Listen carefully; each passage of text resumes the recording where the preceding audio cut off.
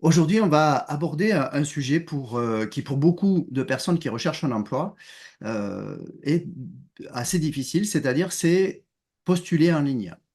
Parce que quand on postule en ligne, on doit déposer son CV, sa lettre de motivation, et puis derrière, il y a un robot RH. On va l'appeler comme ça tout au long de ce podcast, le robot RH. Et ce robot va filtrer les informations contenues dans les documents fournis par le candidat. Et très souvent, dans beaucoup de cas en tout cas, le candidat n'arrive pas à obtenir un entretien qui aurait pu lui permettre de développer ses compétences, son parcours derrière. Voilà. Donc c'est un peu le sujet qu'on va essayer d'évoquer aujourd'hui. Et pour nous accompagner dans cette discussion, j'ai souhaité inviter Julie Chard de la société Echo. Bonjour Julie. Bonjour Pascal, merci pour ton invitation. Merci à toi. Alors, avec Julie, on se connaît depuis quelques années. J'ai tout de suite adhéré à sa façon de percevoir la gestion RH. Elle va nous présenter, elle se présentera juste après. Euh, et puis, comment elle accompagnait les candidats dans leur parcours de recherche. Et justement parce que il y a des candidats où postuler en ligne, c'est plutôt difficile. Non pas qu'ils n'ont pas de compétences et d'expérience, c'est surtout que c'est très difficile de mettre ça dans des cases déjà toutes faites. Voilà. Donc, Julie, je te propose déjà, pour poser quelques règles, d'employer le tutoiement, parce que c'est quand même le, Ça me va bien. le mode de communication qu'on emploie déjà ensemble. C'est bon pour toi? Bon. C'est bon, Ok. évidemment. Julie, est-ce que tu peux te présenter et cela de la façon dont tu le souhaites? Oui. Alors je vais essayer d'être synthétique. Donc peut-être que je pars aujourd'hui. Je suis maman d'un petit garçon qui a un peu plus de an et je suis entrepreneuse depuis 2 ans et demi déjà. Donc voilà, j'essaye de développer un cabinet de recrutement et de conseil RH un peu différent, où notamment j'ai développé une méthode de recrutement sans CV Mm. pour répondre aux attentes du monde du travail en 2024, un peu plus actuel. Et puis, pour tout ce qui est du passé, je viens de la campagne lautoise. Et voilà. Et puis au final, la vie m'a amené à faire des études. Donc j'ai fait un master RH qui n'était pas du tout dans mes plans d'origine. Et puis j'ai eu une carrière d'un peu plus de 12 ans dans les RH, dans des univers très différents. J'ai connu les grands groupes en France, à l'étranger. J'ai vécu notamment en Inde et en Chine. Et puis j'ai connu l'environnement startup, parce que j'ai cofondé un incubateur à startup il y a quelques années à Paris. Et j'ai aussi connu le conseil RH et la DRH d'une filiale d'un grand groupe, donc plutôt le format PME. Et en fait, dans toutes ces expériences, j'ai malheureusement observé de la souffrance au travail, ou en tout cas des collaborateurs qui ne sont pas pleinement bien sur leur poste. Je l'ai aussi moi-même connu sur certains de mes postes. Et ça n'a jamais été dû au fait que les personnes ne maîtrisaient pas les compétences associées à leur poste, mais par contre qu'elles se sentaient pas bien dans leur environnement de travail, pas alignées. Alors, ça peut être plein de choses. Ça peut être je me suis pas bien intégrée à l'équipe, ou c'est plutôt les valeurs de l'entreprise qui finalement me correspondent pas, ou il y a un changement de direction, je m'y retrouve plus, ou changement de manager, je m'y retrouve plus. En tout cas, ça peut être plein de facteurs, mais c'est souvent lié à l'environnement et pas à la non-maîtrise de compétences, parce que ça, en plus, en général, on sait comment y remédier. C'est assez Mm. facile, il y a des leviers pour ça. Et donc, je me suis dit, quelle est notre responsabilité, nous, RH, pour éviter ces situations qui sont bénéfiques ni pour les collaborateurs ni pour l'entreprise. Et est-ce qu'au final, notre façon classique de recruter, en commençant par un filtre des CV, est la plus pertinente pour répondre, encore une fois, aux enjeux auxquels on fait face, parce que le monde évolue et le recrutement, c'est une des seules choses qui a très peu évolué, où on va en parler, qui évolue, mais avec l'utilisation de solutions digitales. Et donc, quid est-ce que on va dans le bon sens et est-ce Mm. qu'on en fait un bon usage en tout cas? Mm. Ok. Oui, alors tu l'as un peu évoqué, mais parce que c'est vrai que le monde RH, tu le dis, est un peu en retard, je trouve. Enfin, quand je rencontre des personnes comme toi qui ont voilà, une autre approche du système RH, on voit bien que c'est difficile de bouger cette institution RH, ce mode de formation. D'ailleurs, même quand je rencontre des jeunes qui sont en formation RH, des fois, j'hallucine parce que voilà, j'ai l'impression qu'on leur enseigne un autre monde qui n'est plus très en Mm. lien avec le monde actuel. Euh, et toi, qu'est-ce qui t'a, entre guillemets, donné envie, justement, parce que toi qui as connu des systèmes très élaborés de recrutement RH, de stratégie RH, qu'est-ce qui t'a donné l'envie et l'énergie, parce que c'est pas facile de sortir du cadre et de dire, OK, moi je vois que ça marche pas et je vais prendre mon bâton de pèlerin et je vais essayer de construire une autre façon de recruter. Qu'est-ce qui t'a donné Tu l'as un peu évoqué, mais vraiment, il faut quand même beaucoup d'énergie pour faire ça. Il faut beaucoup d'énergie, mais je pense que c'est en moi, en fait, depuis toujours. Et il y a enfin oui, il y a peut-être deux choses. Il y a le fait que, au final, je me suis jamais sentie dans le cadre, parce que comme je t'ai dit, j'étais déjà pas censée être là à la base, et on m'aurait dit qu'un jour je serais DRH d'une filiale d'un grand groupe, je l'aurais jamais, mais vraiment jamais cru. Donc voilà, le fait que j'ai quand même, j'ai pas, disons, j'ai pas été formatée, si je peux le dire ainsi. Ça, c'est une chose. Même si j'ai fait un master, mais je l'ai fait à la fac, hein. J'ai pas fait une grande école de commerce, par exemple. Enfin, voilà, j'ai pas, j'ai jamais, moi, je me suis jamais sentie dans des cases et je me suis toujours mal sentie dans les cases. Donc déjà, je l'incarne pour moi-même. Donc pourquoi ne pas le proposer aussi aux collaborateurs avec lesquels je travaille. Et le deuxième point, c'est des expériences qui sont vraiment venues, je vais y arriver, heurter mes valeurs. Des valeurs super importantes pour moi, parce que c'est juste pas OK d'accepter que on travaille, enfin on passe la plupart de notre vie au travail, et que ben, le travail puisse être autant source de souffrance, de désalignement, de dissonance en fait. Mm. Donc ça, c'est arrivé un moment où je me suis dit, bon ben voilà, j'ai deux options. Soit je change totalement de voie et je me reconvertis, Mm. soit je reste dans le milieu RH, mais dans ces cas-là, j'essaye de le faire, enfin d'apporter quelque chose et de le faire en respectant ces valeurs-là qui me sont chères. Oui. Mm. Bon, pour l'instant, j'ai choisi la deuxième option, mais c'est vrai que on est dans une culture française qui n'est pas vraiment propice au changement, qui reste ancrée sur des habitudes. Et voilà, il y a des pays, notamment le Canada, qui sont mais très à l'avance sur nous en termes de pratiques RH.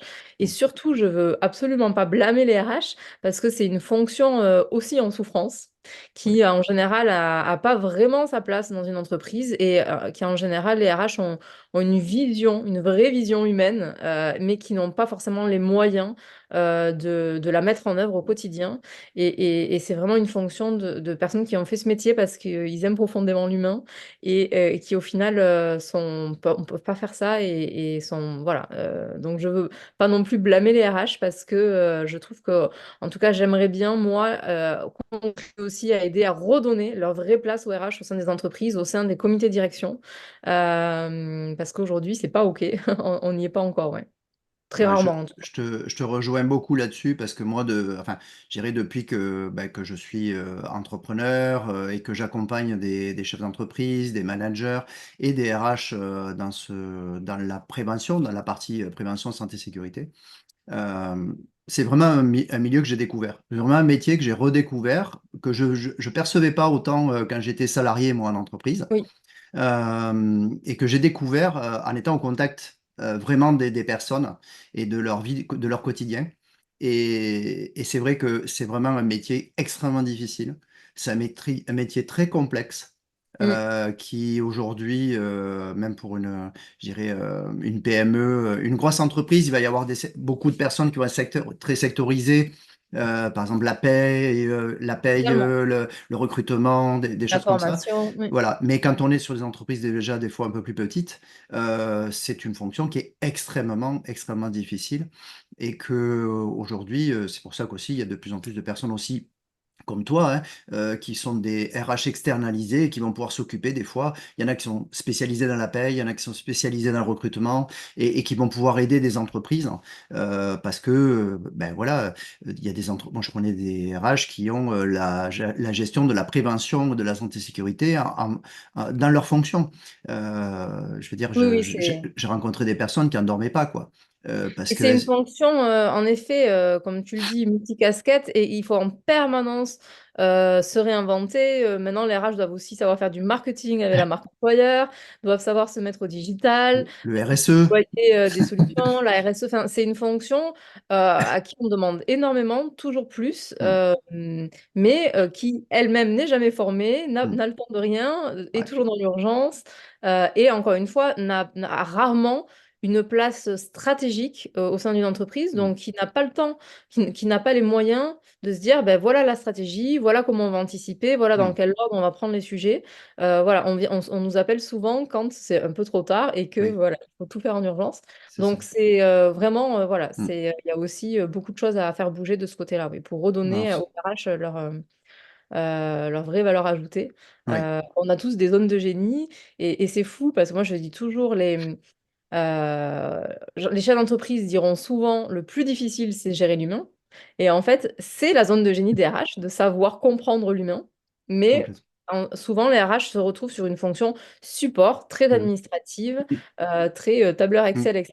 Oui, il en faut un peu, mais il faudrait pouvoir rééquilibrer pour qu'elles puissent refaire de la proximité, recomprendre les problématiques terrain des gens, des collaborateurs, et savoir y répondre de C'est façon quoi.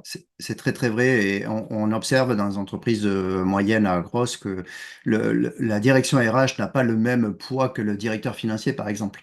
Exactement, on est d'accord. Alors que c'est les deux fonctions essentielles de l'entreprise, quoi, hein. L'un va Mm, avec l'autre, quoi. Voilà. mm, OK. mm, Donc aujourd'hui, on va être, on a un peu abordé le monde RH. Aujourd'hui, on va voir sur trois axes un peu, voir la limite des algorithmes, justement, de recrutement, l'importance aussi ben, d'un recruteur humain sur son intuition, sur son expérience de recrutement, qu'est-ce que ça peut apporter face à un robot, et puis un peu les stratégies ou les solutions, ben, comme la tienne, pour recruter un peu mieux demain, justement pour ouvrir un peu la réflexion, en tout cas RH, et mm, donner peut-être aussi, redonner du courage aussi aux fonctions RH en entreprise, parce que comme tu le dis, on a des personnes qui, voilà, qui ont choisi cette voie-là par vraiment des valeurs profondes et des convictions profondes sur la gestion de l'humain et qui finissent ben, ou par quitter cette fonction-là mm, carrément, changer de voie, ce qui est dommage, ou carrément ben, tomber dans une posture où ben, ils abandonnent, hein. Ils ont baissé les bras et mm, voilà, faites, dites-moi ce que vous voulez qu'on fasse et puis je mm. vais le faire. Voilà. Donc, OK. Donc, première partie sur la limite des algorithmes. Alors, selon toi, quels sont les principaux avantages et inconvénients bah, des robots RH, puisque ça existe. Donc, c'est bien qu'il y a des avantages, mais il y a peut-être aussi des inconvénients à ça. Alors, mon esprit critique a envie de commencer par les inconvénients, si c'est OK pour toi. Oui, Mais oui. le principal, en tout cas, inconvénient que je vois et sur lequel j'alerte, c'est déjà l'expérience candidat. C'est-à-dire que tout commence au moment du recrutement. On espère qu'une collaboration, c'est censé être une collaboration de confiance. Enfin, c'est censé être une relation de confiance qu'on espère durer dans le temps, évidemment, parce que personne n'a envie de recruter pour 18 mois. Euh, et, et donc, l'expérience qu'on va proposer au candidat, bah, voilà, il lit une annonce et puis il rentre dans un process de recrutement. Ça pose les bases de cette confiance ou méfiance. En tout cas, ça donne une couleur à la future relation. Et donc, si ce candidat-là, les premières étapes, c'est uniquement à travers une plateforme, des questionnaires à remplir, des vidéos à tourner en live avec 3 tentatives et pas une quatrième. Enfin, en tout cas, voilà, si son expérience commence comme ça, alors il aura un ressenti particulier Mm. qui va rester. Et puis surtout, ben, on le sait bien, hein, sur tous les candidats qui postulent, il y en a qu'un qui est retenu en bout de course. Donc à la limite, celui-là aura plus tard l'occasion de rencontrer des êtres humains et de faire des entretiens. Mais tous les autres vont rester ben, assez frustrés. Et puis, oui, en fait, et puis pour voir beaucoup de candidats, et peu importe l'âge, hein, même les jeunes, c'est déshumanisant un peu, Mm. c'est-à-dire que je suis pas du tout considérée. Moi, j'ai pris le temps de remplir un test et puis je reçois un mail automatique comme quoi je ne correspond pas au profil. Et ça permet pas de grandir parce que Mm. le robot RH, comme tu l'appelles, il fait pas un retour qualitatif. C'est ça, oui. Mm. Moi, je l'ai Donc souvent ça perd. vécu. Je l'ai souvent vécu personnellement. C'est-à-dire qu'en fait, on a une réponse de non-recevoir, entre guillemets. Voilà, Et mais on puis, sait pas. et même si on appelle, on n'a pas de réponse plus que ça. C'est-à-dire qu'en fait, on ne peut pas On peut. s'améliorer Mm. dans sa Non, candidature en tout cas, derrière. on peut pas savoir pourquoi. Voilà, pourquoi. Mm. Et ça fait que bah, ça isole les candidats, ça leur fait perdre confiance. Mm. Euh, c'est quand même pas simple hein, quand on recherche un poste, surtout quand on a plus le luxe d'être déjà encore en poste. Et donc, voilà, l'estime de soi, ça est très fragilisé. Mm. Et donc, je dirais le principal inconvénient, c'est cette expérience candidat et l'impact que ça peut avoir. Côté avantage, je veux bien entendre que ça fait gagner beaucoup de temps Effectivement. hein, sur des entreprises qui ont des gros volumes de recrutement. Oui, j'imagine bien que c'est agréable, en tout cas c'est rassurant d'avoir ce premier tri-là. Mm. Parce que ben, le temps, en effet, c'est de l'argent et on est tous dans une course au temps. Donc j'imagine que c'est un des principaux avantages. Il pourrait y avoir la sensation que ça sécurise les recrutements parce que c'est pareil, le recrutement, c'est perçu comme un risque pour un processus risqué Mm. où il y a des erreurs de recrutement qui coûtent très cher. Donc j'imagine que certains se disent ça réduit le risque. Ça aussi, ça dépend des solutions, hein. On ne peut pas non plus Mm. mettre tous les robots RH dans le même lot, mais ça réduit à coup sûr la perception du risque. Est-ce qu'après, Mm. ça réduit réellement le risque? C'est discutable, je pense. Oui, parce que bon, derrière, comme tu dis, on peut pas mettre tous les robots RH dans le même panier parce que, Non, non, il y en a en fait, tellement. Il y en a même trop parce qu'on ne sait plus du coup lequel est le plus c'est ça. approprié. Je pense qu'il y a des systèmes, je dirais, qui sont vendus aux entreprises comme système déjà fait, mais qui derrière, il y a quand même des humains qui mettent des paramètres, qui mettent des données. Qui permettent de filtrer justement les candidats et d'après ce ils ont mis dans leur CV et leur lettre de motivation. Mm. Ok. Euh, alors, est-ce que je t'ai posé une question, mais est-ce que tu as des exemples de situations où les algorithmes peuvent de recrutement, ben, ils ont échoué? Est-ce que tu avais eu dans tes relations des choses comme ça, à trouver des candidats potentiels? J'ai pas un exemple précis en tête Hmm. qui me vient, mais en tout cas, à l'heure où les carrières ne sont plus linéaires, c'est-à-dire que les jeunes, mais comme les moins jeunes, hein, Hmm. euh, changent de secteur, de métier, Hmm. en tout cas se renouvellent tous les 3 à 5 ans. La lecture d'un CV par un robot ne va pas forcément être capable d'identifier déjà quelles sont les compétences enfin, transposables de la Hmm. personne Hmm. euh, au poste en question, et encore moins bah, ses modes de fonctionnement, parce que ça, Hmm. c'est pas du tout présent sur un CV Oui. ni dans une lettre de motivation, et quels sont ses modes de fonctionnement. Et donc, du coup, est-ce que cette personne va correspondre à la culture de Hmm. l'entreprise, va correspondre aux façons de prendre les décisions, de collaborer, Hmm. etc. Tout ça, c'est transparent dans un CV, dans une lettre de motivation.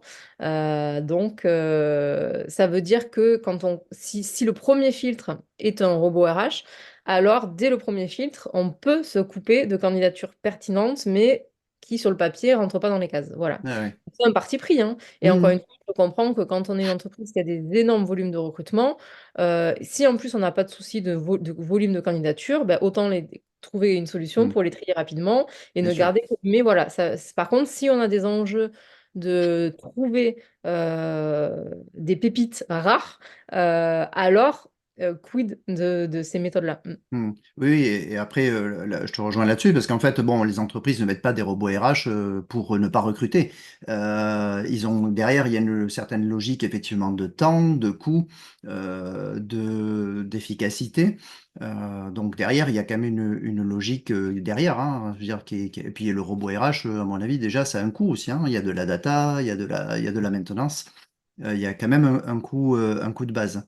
Mais, euh, mais c'est vrai que derrière, aujourd'hui, dans le monde qu'on a aujourd'hui, où on a besoin de recruter, on sent bien, hein, il n'y a pas un secteur que je croise qui n'est pas en tension sur le recrutement.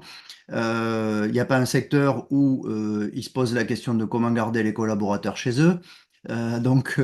C'est quand même un sujet important, quoi. Voilà. Et c'est vrai que tous ces sujets sont liés. C'est-à-dire que si on a des départs, c'est qu'il y a quelque chose dans le quotidien au travail qui ne répond plus à certaines attentes. Si on ne va pas le regarder, si on n'a pas Hmm. cette approche-là, alors on va rester dans notre boucle de on a besoin de recruter, c'est difficile de recruter. Eh Bon, oui. donc c'est aussi, en tout cas, c'est euh, dans mon approche du recrutement, c'est important de poser ces sujets-là dès le recrutement, même si en général, ils sont déconnectés, c'est-à-dire qu'il y Hmm. a le recrutement d'un côté et puis le reste de l'autre. Mais ça fait du sens de comprendre qu'est-ce que vit l'équipe, qu'est-ce qui fonctionne moins bien, et d'adresser ces sujets. Il y a Hmm. aussi quelque chose que je voulais préciser à ce stade, parce que souvent, ces algorithmes, comme tu le dis, la plupart des robots RH, c'est quand même un tri des CV sur la base de mots-clés, ou en Hmm. tout cas, c'est le robot RH qui va faire le tri des CV, même s'il y a d'autres solutions, comme on l'a mentionné. En fait, ces dernières années, je me suis beaucoup intéressée au monde de la recherche, notamment en psychologie du travail des organisations. Il y a eu beaucoup d'études qui ont été faites autour des méthodes d'évaluation dans les process de recrutement. Et il y a un point sur lequel les chercheurs sont unanimes, et d'ailleurs il y a une méta-analyse qui regroupe 80 années de recherche dans tous les pays du monde sur la prédictivité d'un CV, c'est-à-dire Hmm. en quelle mesure un CV peut prédire la performance à venir d'un candidat. Et les chercheurs sont unanimes, c'est proche de zéro. Hmm. D'accord. L'âge, la formation, le nombre d'années d'expérience sur un poste donné, Hmm. donc ce qu'on voit sur un CV, Hmm. ça a une valeur prédictive qui n'est pas du tout fiable. C'est moins D'accord. de 0,10, la D'accord. corrélation. Ah, Euh, très intéressant. euh, Hmm. c'est super intéressant. Mais Hmm. alors, ça pose vraiment la question de pourquoi on continue à utiliser le CV. Et encore une fois, c'est, je pense, une question d'habitude, sentiment Je- de réassurance hmm. et gain de temps, parce que c'est quand Et même puis, et simple puis, et puis peut-être formalisme à la française, comme tu l'as dit aussi. et Je veux dire, formaliste. c'est. Exactement. Voilà. Mais en fait, ça veut dire que dès ce premier tri, on a un gros biais parce que, Hmm. en tout cas, la recherche prouve que c'est pas prédictif. Oui. Ce qui commence à être prédictif, c'est par contre la motivation d'une Hmm. personne pour tenir un Hmm. poste. Hmm. C'est pas pour autant que la lettre de motivation est un Oui. outil aussi pertinent. Mais la motivation, ça commence à Hmm. être euh, un vrai facteur prédictif. Oui. Et la méthode qui a le plus haut niveau de prédictivité pour évaluer un profil, ça reste l'entretien, Oui. la rencontre. C'est Voilà. ça. Donc Mais ça répond aussi en partie aux limites des faut-il algorithmes. que le candidat Accède puisse à ce accéder à cet stade-là. entretien Exactement. pour exprimer sa motivation Exactement. et éventuellement son parcours, les compétences et leur enfin le fait qu'elles puissent être transposables dans l'entreprise, qu'il puisse aussi lui-même découvrir l'entreprise parce que il y a beaucoup d'entreprises, enfin, je veux dire, au travers même d'un site internet ou de l'espace de recrutement, euh, vous savez pas du tout à quoi ressemble le cadre de travail dans lequel Exactement. vous projetez. Vous postulez, mais vous savez même pas si ce cadre de travail-là, potentiellement, il peut vous correspondre. Et Mm. moi, j'ai un exemple dans mon cadre proche, qui est un jeune qui fait une mission d'intérim. Dans cette mission d'intérim de 2 jours, il est détecté par un manager. D'accord? C'est un grand groupe pharmaceutique américain. D'accord? Et ce manager qui n'a jamais recommandé personne en 16 ans de carrière, là, se dit, ce jeune-là, il faut le prendre chez nous. Il correspond au profil. Par contre, ce jeune-là, ben, le profil, l'annonce du profil demande un bac pro, BTS en électromécanique, de parler anglais, au moins anglais technique. Enfin, et puis toute une liste de profils. Ce jeune-là, il est d'un profil agricole. Les langues, c'est pas la peine de lui en parler. Voilà. Mais par contre, il a des qualités de travail, de raisonnement, que le manager a détecté. Il se dit, cette personne-là, je la veux. Et il nous la faut. Et en plus, c'est même pas pour lui qui recrute, c'est pour un autre manager. Mais il dit, cette personne-là correspond à ce qu'on a besoin dans nos profils. Pourquoi? Parce que, ben, après, j'ai eu un peu d'historique. Mais en fait, les jeunes qui recrutaient avec le profil correspondant à l'annonce sur le site en ligne, en fait, ces jeunes-là ne restaient pas dans l'entreprise par rapport au profil du poste. C'est un profil de déplacement, c'est un profil qui demande un travail aussi de manutention, ces jeunes-là ne restaient pas dans le profil. Et en Mm. fait, il avait détecté chez ce jeune-là des qualités. Ils ont tout fait pour l'embaucher. Ils sont passés par derrière, ils se sont débrouillés. Ils ont tout fait pour l'embaucher. Voilà. Et aujourd'hui, ce jeune-là, il est embauché. Il a un contrat. Il s'éclate dans son boulot, lui. Son manager est satisfait de lui. Voilà. Et donc, ça, c'est génial parce que c'est vraiment l'exemple que s'il était passé, admettons qu'il était passé directement par le robot Parce que en ligne, c'était clair que, voilà, il y j'aurais pas avait. été retenu. Ah ben là, je veux dire, presque même tu postules pas quand tu vois quand tu vois la fiche du poste, tu postules même pas. Tu dis non, Exactement. c'est pas Et donc, moi. à l'inverse, les erreurs que peuvent amener ce premier filtre, c'est de ne retenir que les candidats qui ont déjà une expérience, enfin, voilà, qui répondent à tous les critères du profil recherché, y compris en termes d'expérience passée, similaire à ce qu'on va rechercher. Et donc, on va devoir choisir entre X candidats Hmm, qui, bah, au final, seront performants, en effet, dès l'embauche, mais avec un risque élevé, un énorme angle mort sur leur capacité à s'intégrer, à vivre avec le projet de l'entreprise hmm, et à contribuer, à vraiment être engagé dans l'entreprise. hmm, Parce que en tant que recruteur, et quand je dis en tout cas en tant qu'employeur plus globalement, une fois qu'on a, allez, 3 candidats qui correspondent en termes d'expérience. Certes, on dit qu'en entretien, on va creuser la motivation, etc. Mais en réalité, on n'a pas envie de voir le loup. On n'a pas envie de hmm, se dire, oh là là, mais il a les compétences parfaites. Et plus le métier est technique, plus c'est vrai. hmm. Sur des ingénieurs, sur des compétences super rares, on n'a pas vraiment envie de voir que finalement, en termes d'état d'esprit, ça va pas le faire et Oui. que la personne, elle est issue d'un grand groupe et on lui propose un projet startup. Et est-ce qu'on va aller vraiment creuser sa capacité à s'adapter à un environnement Hmm, chaotique de start-up? Pas vraiment, parce que on a enfin trouvé la compétence rare, la personne est d'accord de nous hmm. parler, est d'accord d'envisager de nous rejoindre, ça suffit. Oui. On balle dans le pied. Et c'est ça le gros risque, en fait, hein, de faire ce premier filtre sur Hmm. Oui, oui, euh, il y a beaucoup compétences. il y a beaucoup de biais Voilà. cognitifs. Il y a beaucoup de biais cognitifs dans le recrutement aussi, la partie humaine, hein. Et puis on se dit, ah, ça y est, on a coché la case, c'est bon, là, oh là, oh là. Voilà. Et je suis d'accord avec toi. Ouais. Alors, quelles compétences ou qualités humaines les algorithmes ont du mal à évaluer? Alors, on l'a un peu vu, tu l'as un peu dit, la motivation, par exemple, bah, c'est difficile à évaluer. Alors, il y en a qui y arrivent très bien, voire trop bien peut-être, mais c'est les applications de questionnaires en ligne, de Hmm, questionnaires de personnalité qui viennent chercher les motivations. Il y en a qui sont très connus. Euh, Donc c'est pareil, comment dire, chaque robot a sa spécificité. Donc celui-là est très smart pour aller comprendre les leviers de motivation d'un individu et se dire, ben, ça va correspondre à tel environnement de travail. Alors encore une fois, souvent une entreprise n'utilise pas 5 robots, elle Hmm. en choisit un.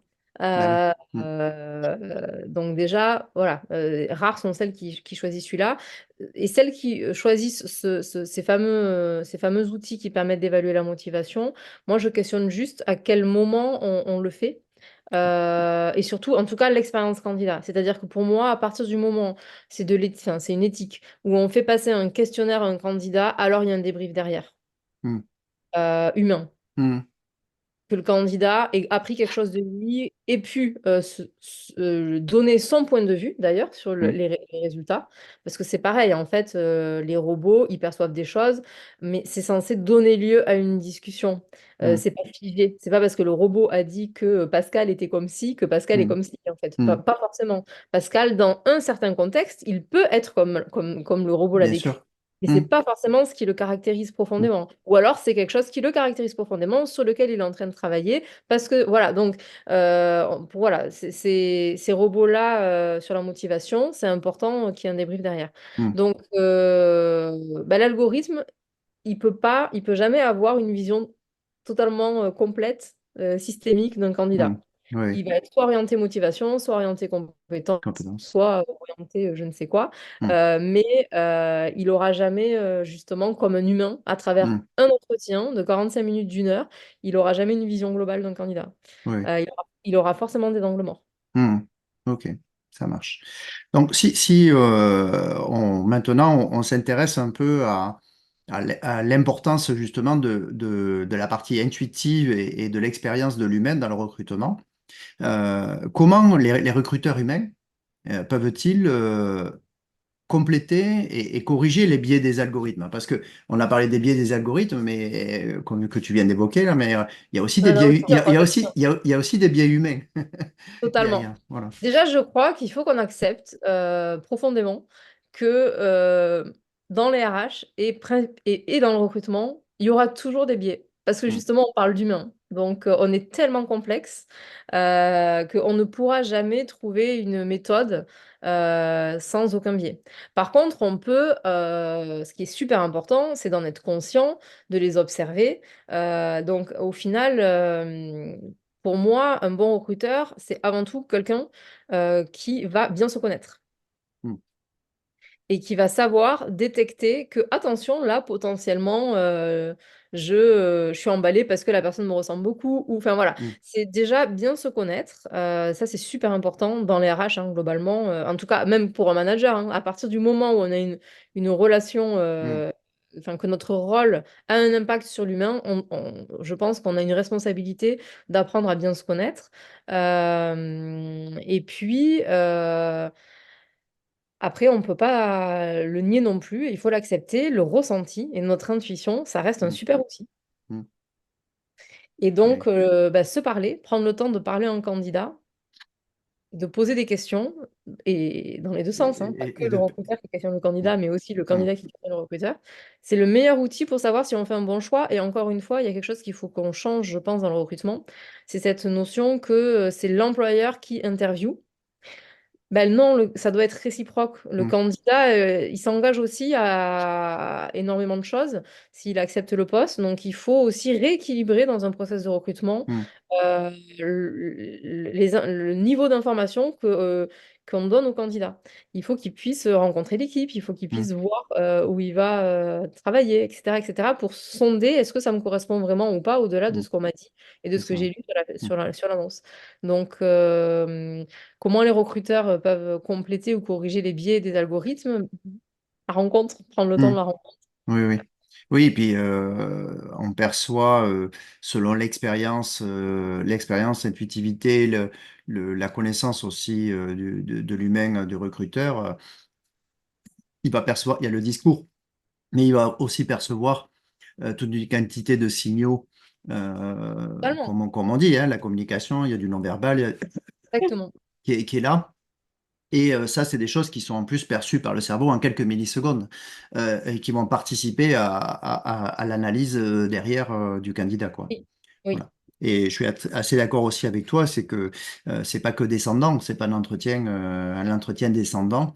Le candidat doit aussi s'assurer, et c'est aussi pour ça qu'il y a quelque part qu'il y a un entretien, de dire voilà dans quel espace de travail je travaille, est-ce que c'est un flex office? Ben, des fois c'est pas dit, tout n'est pas dit dans oui. l'annonce. Il y a Et beaucoup de choses puis, qui sont entre guillemets ou omis ou volontairement ou parce que ça ferait trop aussi de mettre tout dans une annonce, hein. C'est l'objectif aussi de l'entretien derrière oui, de détailler ça aussi. Quelle est l'équipe? mm, Est-ce qu'il y a des difficultés actuelles dans l'équipe? Par exemple, un manager qui va reprendre une équipe, ben, c'est important de savoir quelle est la situation. Est-ce qu'il est à moitié effectif de ce qu'il devrait avoir? Enfin, il faut qu'il sache un peu dans quoi il s'engage. Donc, il faut qu'il puisse avoir la possibilité de poser ces questions-là et qu'on lui réponde honnêtement aussi.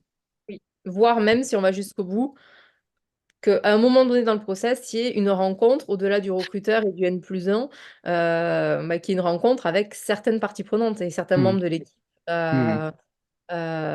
qui facilitera par la suite l'intégration. Et Mais l'engagement. et l'engagement. L'intégration et l'engagement, parce que, je veux dire, quelqu'un qui se sent trompé enfin, je veux dire, qui est recruté, mais qui se sent trompé Oui. par ce qu'on lui a Je dis présenté. rapidement, on m'a pas tout dit. On m'a pas tout dit. En fait, peut-être que voilà, il se dit, je suis tombé dans un traquenard. Et en fait, ben, dès que je peux partir, je me pars, quoi. Totalement. Et ça, je l'observe hein, chez mes clients, des gens comme ça qui restent pas. Parce que tout simplement, le profil, enfin le poste ne correspond pas du tout à ce qu'ils avaient imaginé lors de l'embauche, quoi. Totalement. Totalement. Voilà. Alors, Totalement. on a toujours des surprises, c'est normal, mais ça dépend du delta, du delta qu'on peut découvrir. OK. Est-ce que tu as des exemples concrets de recrutement réussi où, bah, je dirais, l'intuition humaine, bah, elle a fait toute la différence, quoi. Alors là, je voudrais te partager, oui, oui, une expérience d'il y a quelques années, justement, quand j'ai cofondé l'incubateur à start-up. Donc, en quelques mots, un incubateur à start-up, c'est on crée un espace où on va accueillir des entrepreneurs Mm, et on va les accompagner dans le développement de leur entreprise. Et nous, on avait pris le pari de se positionner très en amont, c'est-à-dire des entrepreneurs qui se sont dédiés à leur idée à 100% sur leur projet, mais qui n'ont pas forcément encore leur premier client. mm, Et on crée un écosystème qui va les aider à passer ce cap et jusqu'à une première, voire deuxième levée de fonds. Donc après, c'est la phase de l'accélération. Et là, ils passent avec un accélérateur.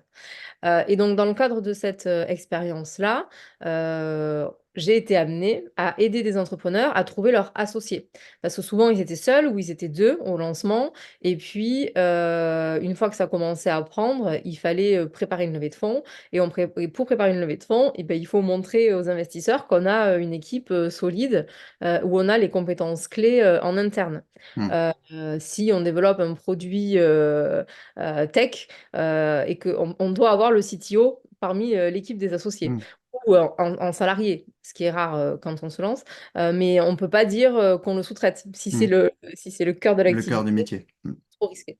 Et donc, j'ai été amenée à trouver des associés, ce qui est une des choses les plus compliquées. Pourquoi? Parce que il faut des personnes qui soient engagées comme si c'était leur propre bébé, alors que non, ils sont pas là mm, depuis l'origine. Souvent, à ce stade-là d'une aventure startup, il n'y a pas le niveau de salaire qui va bien, hein, vu qu'on prépare une levée de mm, fonds. Donc, on peut des fois pas du tout payer de salaire ou des salaires, mais vraiment de juniors pour mm, des personnes qui seraient expérimentées. Et surtout, il faut trouver des personnes un peu couteau suisse, parce que quand on est associé, on ne fait pas juste notre expertise. On participe à tout, à la stratégie, à la mm. communication. Enfin, on doit incarner le projet d'entreprise et on doit voilà, faire en sorte qu'il se déploie. Donc, on doit avoir plein d'activités. Donc, tout ça pour dire que, en quelques mots, le recrutement d'associés, c'est super compliqué. Et à l'époque, ben, j'avais pris un pari fou de dire ben, je vais poster des annonces un peu décalées et je vais rencontrer toutes les personnes qui postulent indépendamment de leur CV. Parce que quoi qu'il arrive, vu qu'on rencontre souvent des entrepreneurs, je pourrais les rediriger, même si c'est pas pour là le besoin urgent qu'on a en ce moment. Et en fait, le fait de faire ça et de prendre le temps de la rencontre, ça m'a permis de détecter des profils pépites qui seraient mais totalement passés à la trappe si mm, jamais j'avais fait un filtre des CV. Et souvent au début, les entrepreneurs avec qui je bossais, qui me connaissaient pas beaucoup, me disaient: «Mais non, t'as rien compris, regarde, il n'y a pas telle formation, il n'y a pas telle expérience, il n'y a pas tel mm, mot-clé, enfin, de quoi tu parles?» Et moi, je disais: «Ben, j'ai passé 1 heure et demie avec le candidat, c'est à prendre ou à laisser, hein.» Et quand il me faisait confiance, il me disait: «Waouh, en effet, merci», voilà. Donc voilà un exemple où, bah, mm, l'intuition et en tout cas le fait de s'être rencontré, d'avoir creusé les sujets, d'être allé vraiment chercher ce que la personne elle a dans les tripes, mm. qu'est-ce qui l'anime vraiment, ça permet de faire des recrutements qui font pleinement du sens, ouais. Oui, oui, et puis tu parlais d'un, d'une annonce un peu décalée, donc c'est aussi quelque chose que tu vas personnaliser par rapport à un objectif, quoi. C'est-à-dire qu'en fait, c'est pas l'annonce de tout le monde, enfin, qui est pour tout, pour Et tous les merci, recrutements. merci de le dire parce que s'il y a bel et bien un angle mort énorme en recrutement, qu'un robot, aujourd'hui en tout cas, je n'ai Mm, jamais vu qui savent le faire, c'est d'aller challenger le besoin et du coup l'annonce. mm, Et moi, c'est le cœur de mon activité, je- c'est-à-dire, mais on en parlera après, mais on recycle des fiches de poste d'année en année. Si mm, quelqu'un part, bam, si c'est une création de poste, on bricole, parce que c'est jamais agréable de faire une fiche de poste, alors on bricole et on fait une liste de tâches et missions à accomplir. Ça ne marche plus, ça n'attire plus les mm, personnes. On fait une liste des profils types recherchés qui n'existe en mm, réalité pas, ou mm, quand même il existe, il a fait tellement ça depuis longtemps qu'il va arriver sur le poste, il va pas du tout vibrer parce que en oui, fait il est juste en mode voilà, je fais ce que je sais faire, point. Donc et dès que j'ai une autre offre mieux payée, je partirai. mm, Donc s'il y a bel et bien aussi des choses que les robots ne savent pas faire pour l'instant, c'est de challenger le besoin et de rédiger des annonces qui sont vraies, mais qui parlent, quoi, qui sont oui. inspirantes, qui Mm. sont, comme tu l'as dit, personnalisées. Mm. Ah oui, je vois des annonces, des fois, je me pose la question, je me dis, mais comment ils vont recruter avec ça, quoi? Je me dis, c'est, même sur LinkedIn, puisque bon, je suis très présent sur LinkedIn, des fois, je vois les annonces, je vois zéro, zéro candidature, je dis, bah écoute, pose-toi des questions parce que je pense que, Oui, oui, voilà. il y a un vrai travail de fond à faire sur ça, Ouais. souvent même sur aligner l'équipe sur quel est le besoin. Mm, Euh, Parce que souvent, ce que pense le RH ou le manager et les personnes sur le terrain, c'est différent. Donc mais, déjà, si dès le début, on n'a pas aligné toutes les parties prenantes, mm, bah, le risque d'une erreur de recrutement, il est monumental en fait. mm. Parce que, voilà. Oui, c'est là où il y a une vraie valeur et tout le boulot et toute la compétence RH, hein, c'est que le RH qui est chargé de recrutement, c'est pas lui qui va avoir le candidat dans son équipe. Donc c'est à lui de travailler avec le manager de l'équipe sur la définition du profil, des compétences, du cadre. Et Et d'ailleurs, même, c'est... en fait, c'est le côté organisationnel de Mm, l'entreprise. C'est-à-dire, bah, un recrutement, ça veut dire une personne en plus, ça veut dire un rôle en plus. Ça veut dire peut-être il faut re-questionner les rôles et les responsabilités mm, tels qu'ils sont organisés jusqu'à présent. mm, Et tu vois, c'est drôle parce que ça fait un petit moment qu'on se parle maintenant et on a pris, même toi et moi, alors qu'on est quand même mm, bien au courant du sujet, le sujet à partir du tri des CV mm. et des entretiens. Mais en fait, ça commence En un tout amont. petit peu avant dans mais quel est vraiment le besoin? Mm, Euh, et ça, tu vois, voilà, les robots pour l'instant ne font pas ça. ouais. Et pas grand monde ne s'intéresse à ça. Même un recruteur, un cabinet de recrutement classique va partir de la fiche de poste, va poser des questions sur la Mm, fiche de poste, mais va jamais re-questionner la fiche de poste. mm. Euh, Ouais, ouais. et ça, c'est un énorme angle mort. Mm.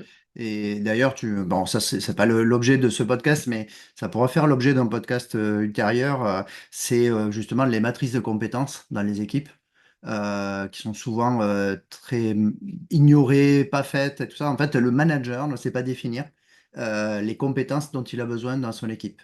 En nombre de personnes, en nombre en telle et telle compétence, qui est indispensable justement au système RH pour maintenir ses compétences, entretenir ses compétences et derrière aller recruter, quoi. Mm. Mais c'est un très large débat aussi, ça. Et tu as tout à fait raison.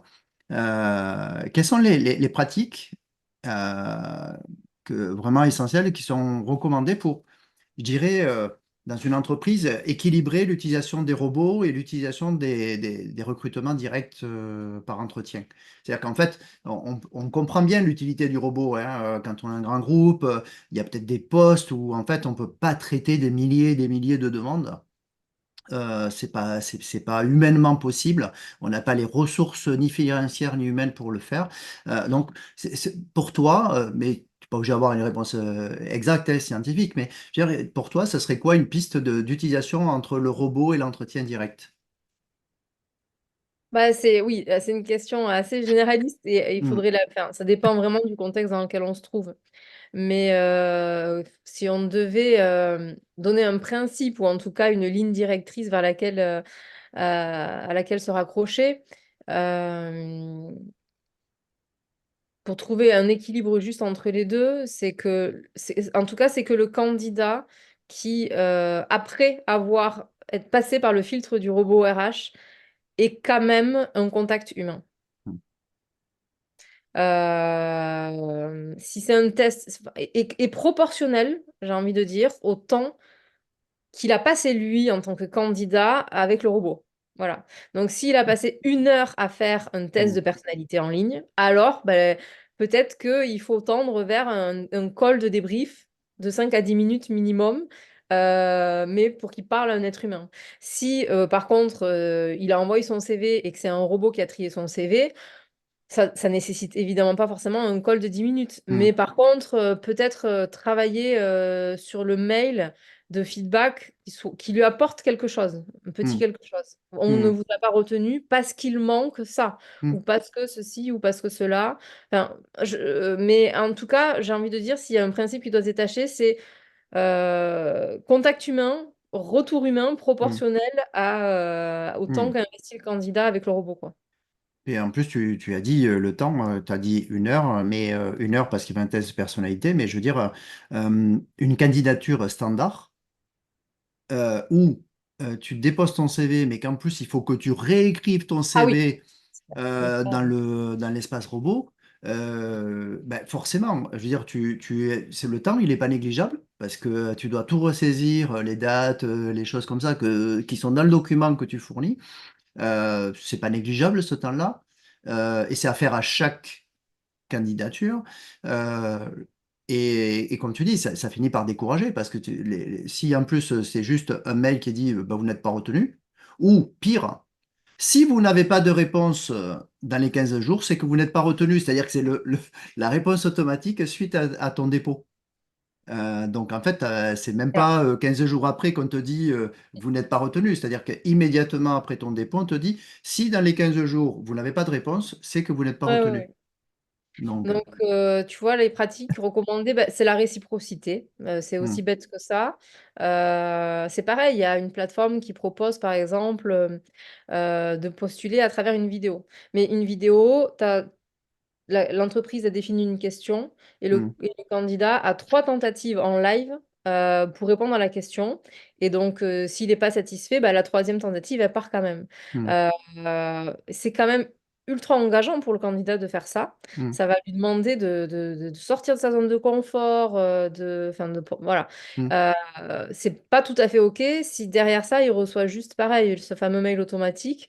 Dans ces cas-là, si on a demandé au candidat de passer à travers ça, ben, expliquons-lui pourquoi le robot n'a pas retenu mais, sa vidéo. hmm, Est-ce que c'était son langage corporel qui a été analysé? Est-ce que c'est le fond de ce qu'il dit? Est-ce que c'est mais il a besoin de ce feedback en fait, parce que hmm. sinon on donne, on se livre, on s'expose et puis bam, on se prend une porte. Enfin voilà, donc Et puis pensez à ça. pour le vivre là alors dans un milieu extra-professionnel, mais avec une IA qui analyse les discours. Donc c'est un espace où tu parles face caméra et l'IA analyse tes mots, tes questions, les hésitations que tu as faites, les sourires, tout ça. Eh bien, il y a aussi des gros deltas entre la réalité, ce qui a été livré, et ce qui en est sorti. C'est-à-dire qu'en fait, selon euh, la voix de la personne, son intonation, son accent, ben, les résultats peuvent être aussi, les analyses en tout cas, peuvent être faussées. Mmh. Eh Parce que oui, oui, derrière, c'est pas un humain qui regarde la vidéo, des fois, c'est une intelligence artificielle qui va analyser totalement, les éléments, quoi. Donc, totalement. et elle apprend aussi, mais à condition de lui donner des éléments. Parce que une intelligence artificielle, je veux dire, on est tous conscients du gros boom que ça a fait cette dernière année, hein, on n'a pas besoin d'aller très loin. Mais ça reste encore des choses qui apprennent, qui des fois inventent des choses. Je travaille, m'intéresse beaucoup à l'IA sur, je dirais, la formation ou certaines choses. Euh, des fois, l'IA m'a proposé des études, m'a dit, selon des études, il y a 30% de ça qui est arrivé. Et en fait, il n'y a aucune étude qui existe. Et si tu poses la même question à une autre IA, elle peut te dire, selon une étude, 60%. C'est-à-dire Ah qu'en d'accord. fait, il n'y a pas d'étude derrière la réponse. Donc, tout ça, c'est des choses qui demandent à évoluer. Il faut être très Mmh. prudent là-dessus. OK, donc c'est un filtre.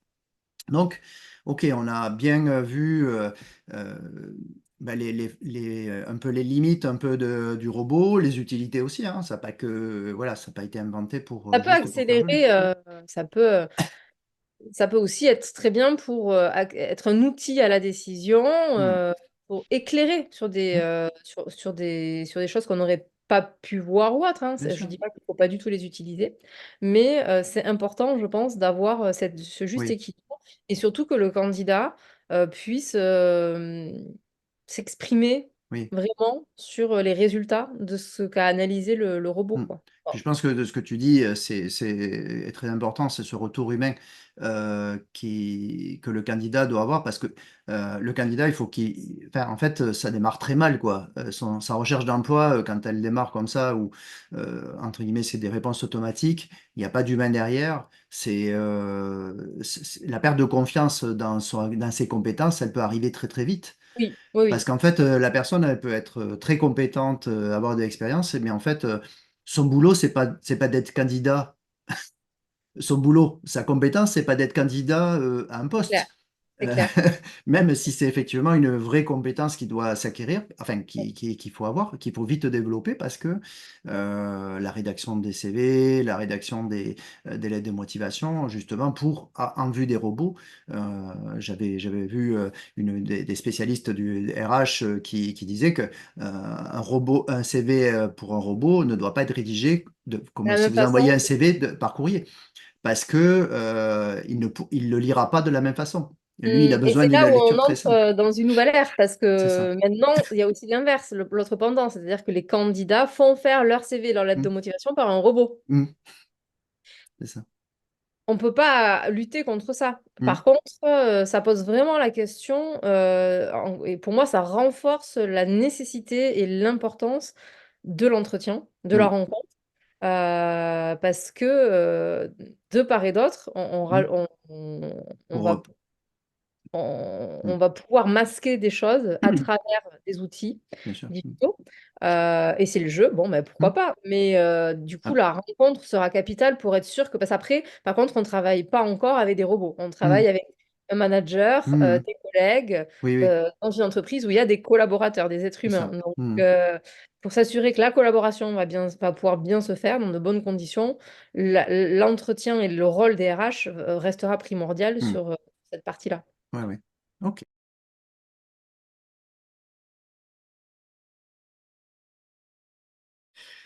Alors, Julie, on a fini cette partie 2. On va attaquer la dernière partie, dernière ligne droite. Alors, quelles sont les initiatives ou solutions que Echo a mises en place ben, justement pour trouver des talents qui échappent aux robots RH? Mhm. Alors, dans la méthode que j'ai développée au fur et à mesure des années et des expérimentations, qui viennent d'ailleurs d'être validées par la faculté de psychologie du travail des organisations de Toulouse, il y a trois fondamentaux. Ce qui veut dire que c'est pas une méthode forcément qu'on applique pas à pas dans toutes les situations, pour tout type de poste, dans tout type d'entreprise et secteur, mais on peut l'adapter. Par contre, voilà, ça tourne autour de trois fondamentaux qu'il vaut mieux garder et s'approprier. Le premier, c'est d'arrêter de voir l'acte de management comme un acte managérial uniquement et d'impliquer les équipes, les parties prenantes, les opérationnels et les personnes sur le terrain. C'est de prendre le temps en collectif de re-questionner quel est le besoin à ce moment précis, autant en termes de compétences techniques, mais aussi de voilà, comment la personne va s'intégrer à l'équipe, dans l'écosystème, etc., etc. Donc là, le premier fondamental, c'est remettre le collectif, réimpliquer le collectif dès la définition du besoin. Mais c'est vrai aussi tout au long du processus de recrutement, c'est-à-dire faire en sorte qu'à un moment donné, les candidats qui sont shortlistés rencontrent aussi l'équipe. C'est positif et pour l'équipe qui a son mot à dire et qui voit des choses que le manager ou le RH ne voit pas.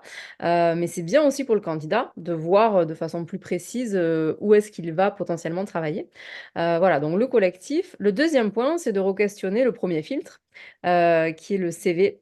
Il me semble qu'on a dit plus tôt que la prédictivité d'un CV, au final, est très proche de zéro. Et donc, c'est de trouver autre chose. Et ce qui est certainement plus pertinent pour plein de raisons, et c'est ce que nous disait aussi cette même étude, cette méta-analyse, c'est que on peut envisager un premier filtre sur la motivation. Alors, pas la lettre de motivation, encore moins à Mmh. l'heure de ChatGPT. Mais par contre, demander aux candidats, et c'est pareil, ça, il faut l'adapter à chaque poste, mais de répondre à une question, à une problématique, voilà, quelque chose qui va lui prendre, allez, minimum une bonne demi-heure de production. Ça peut être une question très large comme de se présenter, comme une question de nous donner un exemple de telle situation, ou voilà, voilà, ça peut être plein de choses à adapter en fonction des métiers. Euh, mais ça veut dire que tous les candidats n'y répondront pas, et c'est OK, parce qu'on a besoin d'un filtre, mais que ceux qui y répondent ont vraiment envie. euh, voilà, l'annonce qu'ils ont lue leur a donné envie. Mmh. Euh, et donc, ils se projettent. Voilà. C'est bien plus contraignant pour eux que de transférer leur CV. Et c'est OK, en fait, de faire ce premier filtre sur la motivation.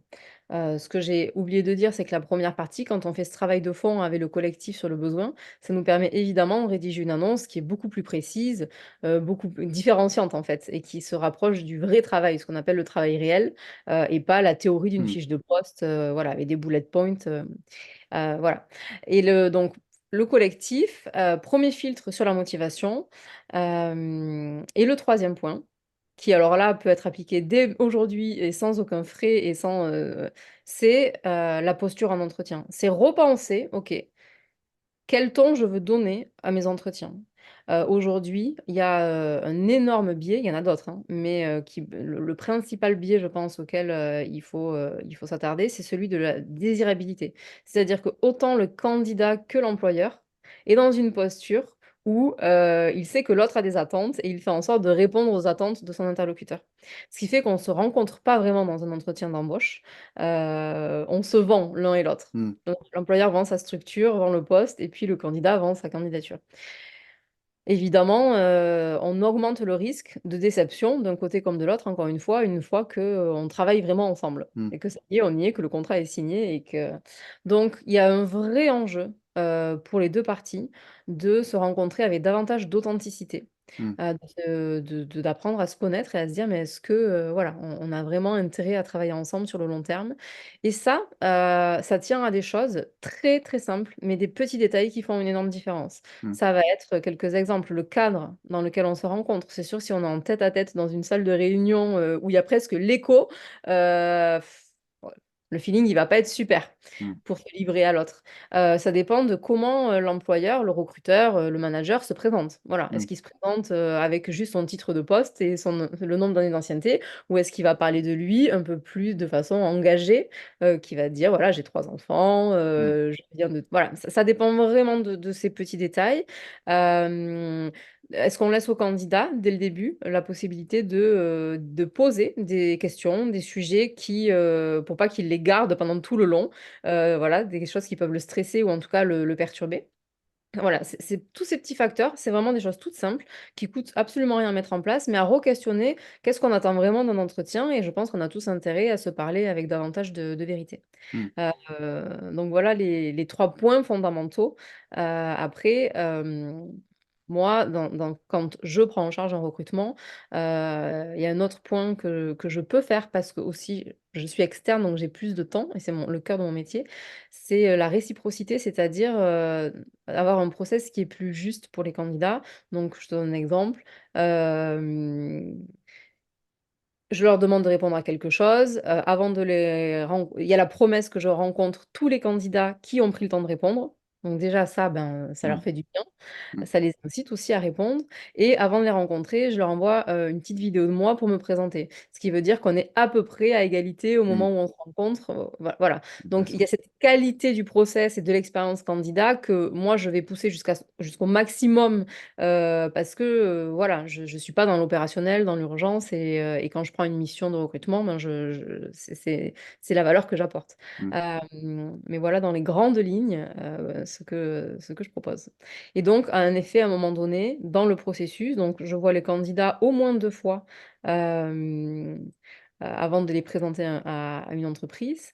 Le premier rendez-vous, il ne s'est pas fait sur la base du CV, ce qui veut dire que je pars d'une feuille blanche mm, et j'invite la personne à m'expliquer son parcours. Et là, c'est pareil, on voit qu'il y a une énorme différence entre ce qu'on pourrait capter d'un CV et la qualité de l'information qu'on obtient quand on invite la personne dans une narration. mm, Donc, le premier entretien, quand on a fait ce premier filtre plus sur la motivation, on demande au candidat de dérouler son parcours. Et moi, je creuse beaucoup les aspirations, ce qu'ils veulent, ce qu'ils ne veulent plus ou ne veulent pas pour les plus jeunes. Et en fait, se détache de toute cette discussion dans les grandes lignes, leur mode de fonctionnement. mm, Ce qui permet aussi de voir si la personne, elle va, même si d'un point de vue expertise, elle correspond, si elle va savoir s'intégrer, si elle va adhérer à la culture d'entreprise, à l'équipe, etc. Et il m'arrive d'utiliser un outil, donc ce qu'on appelle ici robot RH, qui est un test qui prend que 10 minutes à passer pour le candidat, qui permet de creuser ses modes de fonctionnement. Alors je l'aime bien parce que ça fait appel à l'élan naturel et pas au cerveau. Ça veut dire que mm, c'est juste une série de mots des séries de mots proposées au candidat et il doit sélectionner la série de mots qui lui parle le plus. Donc, c'est pas voilà, des mm, phrases, des affirmations à se dire qu'est-ce qui me correspond le plus. Je prends évidemment, lors du deuxième rendez-vous, le temps de débriefer des résultats. C'est qu'un support à la discussion oui, pour mieux comprendre le candidat. Et souvent, en fait, ça lui permet, lui, de prendre beaucoup de recul, de se poser des questions et de se dire, ah ben oui, au final, j'avais pas forcément vu ça sous cet angle, mais c'est vrai que ça me correspond plus que tel environnement, etc. Donc, déjà, ça prend que 10 minutes à passer. Et puis, surtout, ça va lui apporter quelque chose, quoi qu'il arrive, même si, in fine, il n'est pas retenu sur le poste. Voilà dans les grandes lignes. mm. J'espère que c'est assez clair. J'essaye Oui, de... oui, c'est très clair et c'est très intéressant parce que ça apporte bah, enfin, une valeur au recrutement qui est pas du tout courante, quoi. Je veux dire, qui donne aussi beaucoup de chance à l'entreprise. C'est ce qui m'avait beaucoup plu dans l'approche dès le début, qu'on s'était rencontrés. C'est vraiment que ça donne à l'entreprise un maximum de chances d'avoir un candidat, d'avoir un futur collaborateur qui match à la fois professionnellement et à la fois Mm. culturellement dans l'entreprise. Oui, Et je crois qu'une fois même, tu m'avais dit, quand je vais revenir vers l'entreprise, je vais dire, voilà, ce candidat-là, grosso modo, je prends un chiffre au pif, hein, mais il match à 80% pour vous, et il va falloir l'accompagner sur ces 20%-là. oui. Il y a Euh, aussi cette transparence, les points de donc, vigilance, en tout cas, parce que c'est personne n'est ça. à 100%, ni l'entreprise, ni le Non, candidat d'ailleurs, hein. Il n'y a tout aucune à entreprise fait. parfaite. Mm, Et c'est jouer ce rôle un peu neutre, de dire mm, à l'un et à l'autre, voilà les points où, en tout cas, il faut que vous en discutiez dès maintenant, mm, avant de prendre une décision, parce que là, vous n'êtes pas totalement en c'est phase. ça. Et ça peut être OK, mais ça peut aussi ne pas être OK, mais il faut se le dire, vaut mieux se le dire Mm, maintenant que s'en rendre compte dans 9 mois. oui, oui. Et il y a un autre point, du coup, que je voudrais souligner, que j'ai pas souligné, c'est qu'il y a le fait de proposer ce premier filtre, pas sur le CV, mais sur la base de la motivation, donc inviter les candidats à répondre à quelque chose. Mm, Ça génère un peu un stress du côté des employeurs mais du coup, on va les rencontrer, mais s'il faut, ils sont pas compétents. mm, Ça nous dit rien sur leur capacité à tenir le poste. Et l'expérience prouve, mais bon, en même temps, c'est du bon sens, qu'un candidat qui va prendre minimum une demi-heure pour produire quelque chose, c'est qu'il a des choses à raconter sur ce poste. Moi, j'irai pas passer une demi-heure à me vendre sur un poste de comptable, par exemple, parce que bien je sûr. sais pertinemment que je ne suis pas pertinente pour ce poste. Mm. Donc, en fait, c'est une chaîne. C'est pour ça que ces fondamentaux, ils sont liés quand même. Plus on a pris le temps de rédiger une annonce qui est juste, qui est précise et qui met en avant pas le profil recherché avec des critères, mais vous vous sentirez bien sur ce poste si vous aimez, en Mm. fonction du poste, hein, avoir un Oui, oui. cadre. Hein, bah, le candidat, il s'y retrouve, et s'il s'y retrouve, il prend le temps de répondre, et s'il prend le temps de répondre, c'est qu'il a vraiment beaucoup de choses à raconter pour ce poste. Mm. Et je termine sur ça. Ce qui est intéressant aussi dans cette approche, c'est que certes, il y a des candidats, des fois, qui ne sont pas assez expérimentés pour le poste qu'on a proposé, mais qui ont fait l'effort de répondre via la motivation et qui en fait peuvent constituent un super vivier pour d'autres postes qui seront potentiellement ouverts plus tard. Donc c'est cette Mm. approche, elle permet de faire une shortlist sur le poste en question, mais aussi d'avoir une approche de vivier qu'on peut ou pas prendre le temps d'entretenir, mais c'est quand même mieux de l'entretenir. Mais Mm. elle permet vraiment de se dire, ben, je capte des profils qui sont intéressés par mon projet aussi Mm. d'entreprise. Et C'est ça, ça. c'est très intéressant. Oui, oui, tout à fait. Non, mais c'est extrêmement intéressant cette approche parce que ben, elle donne un maximum de chances Au candidat et à aux l'entreprise. candidats, à l'entreprise et aux deux, entre guillemets, de conserver une collaboration plus longue, quoi. Parce qu'aujourd'hui, Totalement. si on va trop vite, on s'aperçoit que oui, ok, on a coché la case du recrutement, on a trouvé quelqu'un, mais en fait, on recommence quelques mois après parce que, pour Oui. plein de raisons différentes, hein, mais voilà, tout simplement parce qu'on n'a pas assez développé la partie en amont, quoi. Et le Ok. coût d'un recrutement raté, il est énorme. Alors, il y a les coûts directs, mais il y a aussi des coûts indirects, et notamment Hmm. ben, le moral de l'équipe. Hmm. Enfin, ça va jusqu'à impacter bah, la qualité de la relation client ou du Hmm. produit. Enfin, voilà, donc c'est les C'est coûts. clair.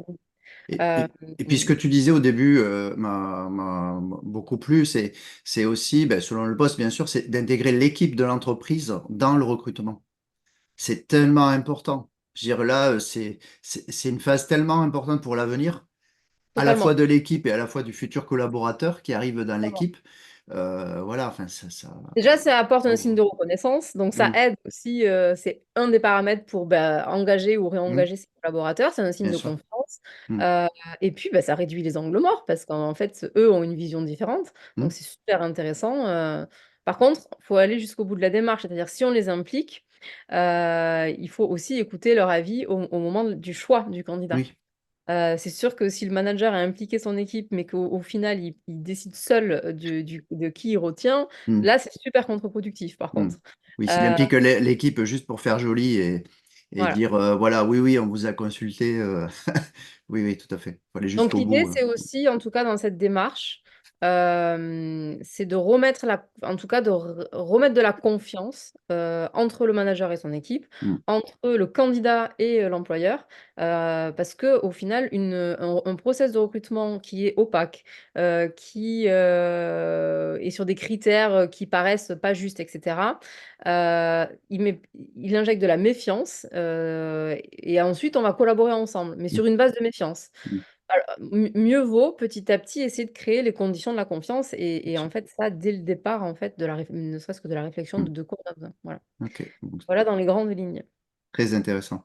Alors, comment les entreprises elles peuvent adapter leur processus de recrutement pour être plus, je dirais, plus inclusives ou identifier justement des candidats qui ont une valeur qui correspondent beaucoup plus aux critères, enfin, qui correspondent ou des fois pas aux critères algorithmiques. C'est-à-dire des fois, il y a la Mm. fiche de fonction, le critère algorithmique, et puis en fait, ben, finalement, le candidat qui collerait, ben, il n'est pas du tout dans ces cases-là, quoi. Comment elles peuvent Ouais. améliorer cette inclusivité, entre guillemets, dans le recrutement? Alors, juste avant de répondre, merci de poser ce terme parce que d'expérience, il crée beaucoup de débats, le terme Inclusif. l'inclusivité. L'inclusif, ouais. Parce que, bon, on en a beaucoup parlé, et du coup, notre réflexe, quand on parle d'inclusivité, c'est de penser handicap, enfin voilà. Mais en fait, c'est l'inclusivité, c'est au-delà de ça. C'est qu'on est tous très différents, on a tous des parcours très différents, des origines très différentes, mais pas que en termes de nationalité, ou de culture, mais aussi en termes d'école, et cetera. Et c'est de dire chacun a sa place dans l'entreprise, peu importe d'où il vient et voilà. Donc c'est beaucoup plus vaste et c'est super important. Enfin, ça fait partie pour trouver du sens au travail, il faut avant tout, se sentir en confiance dans une équipe. Donc Mm, c'est super important. Et bah, je pense que j'y ai à peu près répondu avec la première, enfin, ce qu'on vient de se dire. C'est qu'il faut, je pense, avant tout pour un employeur, prendre conscience que, bah, le monde a évolué, beaucoup évolué, le recrutement pas du tout et donc c'est de se dire, bah, de toute façon même les carrières ne sont plus linéaires. C'est-à-dire que rares sont ceux et ceux toutes générations confondues, mm, qui vont occuper le même métier, le même poste, pendant 15 ans. Donc on ne va plus trouver, en tout cas de moins en moins, trouver des candidats qui ont occupé le poste qu'on propose pendant 5 années consécutives. mm, Donc à partir de là, comment on fait pour s'ouvrir justement? Ben peut-être qu'on re-questionne le 1er filtre du CV. On peut aussi, alors c'est pour ça qu'on parle beaucoup de marque employeur, c'est-à-dire communiquer sur, bah, l'expérience des collaborateurs chez nous pour donner envie. Mais bon, ça doit pas être qu'une façade, ça doit être, incarné. Donc j c'est pour ça que impliquer les équipes, c'est super important mm, pour qu'eux aussi soient des bons ambassadeurs de l'entreprise. Et pourquoi pas aller jusqu'à, envisager certains recrutements quand c'est pertinent comme de l'événementiel. C'est sûr que si c'est un poste super, confidentiel pour le directeur financier, on va pas le crier sur tous les toits forcément, mais sur des postes plus opérationnels, peut-être créer, voilà, tout ce qui est portes ouvertes, en tout cas, mm. aller à la rencontre parce que la problématique principale, je pense par exemple au secteur du transport qui a beaucoup de mal à recruter par exemple des conducteurs.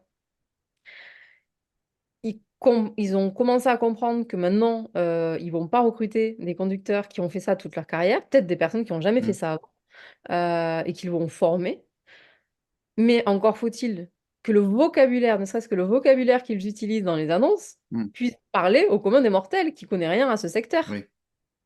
Donc c'est voilà, c'est vraiment ce travail, de réflexion amont, de se dire c'est un peu les principes du marketing au final. Mm, Qui on veut toucher et en fonction de qui on veut toucher, comment on adapte notre discours. bien sûr. Mm, Donc voilà, mm, mais c'est avant tout, je pense, pas une question de technique, c'est avant tout une question d'état d'esprit. C'est surtout mm, ça que je veux dire par rapport aux employeurs. C'est mm, qu'avant le comment, on trouvera toujours des solutions, surtout à l'heure où, les outils se multiplient. Mais par contre, c'est vraiment au fond, prendre conscience qu'il faut, voilà, le monde a changé et il faut se re-questionner sur ses pratiques et du coup, bah, ça génère des peurs de changer d'habitude, et c'est prendre le temps aussi mm, de regarder ça, en fait. Et mm. quelles sont les peurs qui sont super justifiées et celles qui sont plus de l'ordre du, bon, c'est parce que c'est nouveau, mais en Oui, réalité, le risque, il est pas il est pas il est pas omniprésent, fort. voilà. Mm, Donc exactement. Donc c'est avant tout à fait. tout changer enfin, travailler sur son état d'esprit parce qu'après les moyens, on les trouve. Mm. Oui, oui, si on Quand a on est décidé progressif, de... il faut C'est surtout qu'on changer, a, on a décidé de là où on voulait aller. Après, exactement. on est beaucoup plus à Mais par trouver contre, C'est beaucoup plus facile de ouais. trouver les solutions. Mm, C'est sortir du schéma de ça marche plus comme avant, mais du coup, c'est la faute des candidats, ils veulent plus travailler mm, ou ceci ou cela. Ça, bah, on va nulle part, quoi. mm, C'est-à-dire que donc c'est se remettre en question aussi, c'est de se dire: «Bah oui, moi, en tant qu'employeur, comment je peux aussi faire un pas de mm, côté pour, re-rencontrer les candidats qui, il y a, 5 ans ou 10 ans, étaient présents?» mm. Mais voilà, ils le sont plus, mais il y a des raisons pour ça. Donc c'est avant tout une question Oui, d'état d'esprit, je puis dans pense. ce que tu dis, ça montre beaucoup un état d'esprit aujourd'hui d'entreprise. C'est-à-dire qu'il y a des choses qui ont changé. On n'est pas forcément d'accord avec ces changements. Oui, Parce que mais ils s'imposent à nous. voilà, mais si on veut avancer et si on veut obtenir des résultats, il va falloir à un moment donné accepter certains changements pour pouvoir adopter des stratégies qui vont avec. Oui, Oui, on n'est pas obligé d'être d'accord. On n'est pas obligé de se dire oui, c'est une bonne chose ou autre. Mais en attendant, quand j'ai besoin de candidats dans mon entreprise pour produire, ben, il faut que je les trouve. Oui, Et donc, ben, s'il faut que je change un peu ma méthode, ben, faut au moins que je me pose la question, quoi. exactement. Mm. Mais encore une fois, hein, je pense que c'est état d'esprit avant outils et moyens Mm. et techniques en fait, hein, parce Mm. que sinon on se trompe. Ouais, ouais. On se trompe et on le fait pas pour les bonnes raisons. Oui, oui, oui, Euh, exactement. Alors, je pense que j'avais une dernière question pour conclure. C'est-à-dire quel conseil donnerais-tu aux dirigeants déjà d'entreprise, aux RH, pour intégrer ces méthodes alternatives ou dans leur pratique de recrutement? Donc, tu as un peu répondu un peu par changer aussi de façon de voir les choses, l'état d'esprit. C'est pas si évident que ça, mais est-ce qu'il y a je sais pas, des endroits ou des moyens qu'ils ont pour mieux connaître tout ça, mieux Oui. ouvrir justement leur connaissance sur le sujet, quoi, parce que c'est pas Mm. leur métier de base, hein, forcément. Oui, Mais voilà. oui. Ou quand on est RH, on a tellement été enfermé des fois depuis longtemps dans un schéma. Moi, je suis très surpris des fois dans certains métiers que ben, les gens finalement ne connaissent au-delà de ce qu'ils ont appris à la base, ben, ils n'ont pas une culture très large dans leur métier. Voilà. Donc, comment ils peuvent ouvrir ça? Alors là, il y a plein de façons de le faire. D'expérience, ce qui revient très souvent, c'est des professionnels, c'est quand ils ont fait le pas de côté pour aller voir ce qui se passe ailleurs, et même dans d'autres secteurs, en général, le premier pas, il n'est pas simple à faire parce qu'ils se disent, ben, voilà, si je suis dans le secteur du social, par exemple, je ne vais pas parler à l'industrie, quel est Hmm, l'intérêt? Et en fait, quand cette rencontre se fait, waouh! En général, ça fait du bien. Déjà, ils se rendent compte que tout le monde a les mêmes problématiques, c'est vrai. peu importe le secteur, la taille d'entreprise, la renommée, et Hmm, cetera. Et puis, ça veut dire que chacun a des bonnes pratiques ou des choses qui ont échoué, mais le partage d'expérience entre pairs, il est super riche. Et hmm. donc ça, ce partage d'expérience, pardon, il est possible dans plein d'endroits. Il y a des associations, je pense à FAS par exemple, je sais plus, le nom a changé récemment, donc je veux pas dire de En bêtises. face, c'est quoi? C'est un Ah, réseau RH? non, Non? c'est une association autour du sujet de l'inclusion Hmm, euh, et donc qui, par exemple, qui organise mais, énormément d'événements sur ces hmm, sujets-là. Il y a des réseaux RH, en effet. Il y en a pas mal qui existent, la NDRH, le CMRH, où les professionnels peuvent se rencontrer et faire des échanges de bonnes pratiques et pareil, participer à des conférences, à hmm, des matinales. Donc, il y a énormément de choses qui se passent. Donc, c'est aussi prendre le temps comme tu dis, de sortir de son quotidien, hmm, s'accorder 1 heure par-ci, 2 heures par-là, pour sortir de son entreprise, aller rencontrer d'autres professionnels et commencer ces réflexions de fond un peu, et puis s'enrichir de témoignages d'autres, et puis aussi d'experts qui interviennent dans ces endroits-là. hmm, Moi, je co-anime depuis quelques années maintenant un laboratoire des entreprises engagées en Haute-Garonne. Et c'est l'objet, c'est de se dire, 1 fois par mois, pendant 2 heures, on est autour de la table entre DRH, chefs d'entreprise, chercheurs d'emploi et institutionnels. Donc, il y a des représentants de France Travail, de l'APEC, et on débat, on discute sur des problématiques de l'emploi en Haute-Garonne. Et c'est hmm, super enrichissant, en fait, de croiser les regards, de croiser les expériences, de se rendre compte de la réalité de l'autre. hmm, Voilà, donc c'est avant tout prendre ce temps de rencontre, d'échange et hmm. d'aller, voilà, la curiosité de trouver des solutions ensemble. Oui, et puis c'est quelque chose que, comme je disais, quand on est en entreprise, on rencontre effectivement, on s'aperçoit que les gens sont peu dans des réseaux métiers extérieurs. Bah, ce qui fait que nous, on y est parce qu'on est entrepreneur, donc bah, le réseau métier, le réseau professionnel, le réseau de dirigeants, ça fait partie de notre ADN et je dirais, de notre vie métier Oui, c'est d'entrepreneur. essentiel, on ne peut pas fonctionner sans. Mais c'est C'est vrai que quand ça. on est en entreprise, en général, et moi je le vois avec les candidats que j'accompagne, c'est des personnes qui ont des super carrières souvent, Hmm, mais qui sont restées dans leur entreprise et qui c'est du ça. coup n'ont aucun réseau en Hmm, dehors des anciens collègues. c'est ça. Euh, donc c'est aussi, voilà, Hmm, prendre, changer d'un point de vue un peu culturel et de se hmm, dire, ok, ça va, mon entreprise va bénéficier du hmm, fait que de temps en temps, je vais, euh, je vais à des événements hmm. sur mon temps de travail, quoi, parce que Et, ça fait partie aussi aujourd'hui de ce qui est censé apporter un bon RH ou un bon dirigeant. Dirigeant. Et tu soulignais quelque chose tout à l'heure qui est extrêmement important, justement, et que si j'avais un message à donner aux gens là-dessus pour les encourager à faire ce premier pas qui est pas facile, c'est que effectivement, quand on va dans un réseau, on s'aperçoit qu'en fait, on n'est pas tout seul à avoir les mêmes problèmes. Non. Ça nous sort de l'isolement. Parce qu'en fait, des fois, on va être dirigeant dans son coin, on va être RH dans son coin, et, et finalement, on est en souffrance parfois parce qu'on ne voit pas de porte de sortie, on ne voit pas d'issue. Et puis finalement, de fait de rencontrer d'autres personnes qui ont eu les mêmes problèmes, comme tu dis, qui ont échoué dans certaines solutions, qui ont réussi dans d'autres, et bien finalement, ouf, ça nous ouvre une bouffée d'oxygène Oui, oui, énorme. oui, oui. Oui. Et donc, je peux que inviter effectivement les gens à faire ce premier pas, d'aller dans un réseau, essayer un autre réseau, En parce que des essayer fois, d'autres parce il y a que des c'est choses bien qui de le vous conviennent, souligner. il ne faut pas s'arrêter au premier, parce que des Exactement. fois, il y a des choses qui nous conviennent, des fois, c'est le groupe, c'est le cadre, c'est la méthodologie. Exactement. Chaque Et- réseau a voilà, son identité c'est aussi, sa ça. propre façon de fonctionner. Il y Mm, en a qui sont très professionnels, très cadrés, d'autres mm, où ça va être un peu plus détente et ça sera plutôt aller boire mm. un after work. Donc, Oui. il faut aussi, je suis totalement d'accord avec toi. Le premier pas n'est pas simple, il faut tenter. Il faut en essayer plusieurs pour Mm, trouver le réseau, l'endroit où on se sent le plus à l'aise. On peut, avant d'adhérer, il y a toujours au moins une fois où on peut y aller en tant qu'invité. mm, Donc, il faut pas hésiter. Et puis, à ce côté, souvent, j'aime pas y aller seul, je vais connaître personne. Ça, on est tous passés par mm. là. Mais en fait, on n'est jamais le seul à être seul, à arriver seul.